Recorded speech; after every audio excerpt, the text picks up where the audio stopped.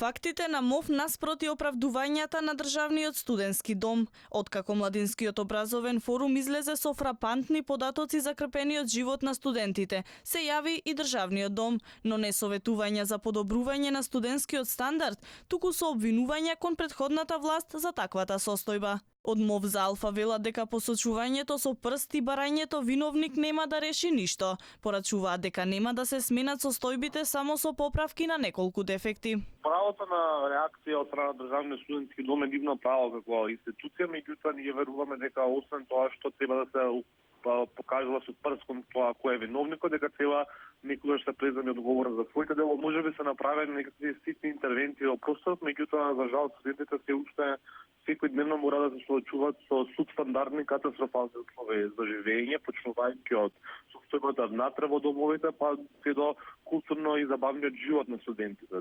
И генерално состојбата во домовите е катастрофална и субстандардна. Инаку вчера Државниот студентски дом излезе со соопштение во кое стои: Државниот студентски дом Скопје известува јавноста дека истражувањето од МОВ околу исхраната и трошењето на институцијата се однесува на период од 2015 година кога со институцијата раководеше претходната власт. Раководството и оваа влада реализираше и отпочна инвестиции кои во голем дел ги решија дефектите. Соопштението пристигна откако Младинскиот образовен форум излезе со загрижувачки податоци за состојбата во студентските домови во земјава.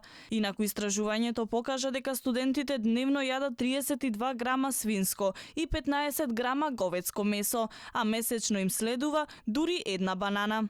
Од студентската организација апелираат дека ваквата состојба само го забрзува трендот на иселување.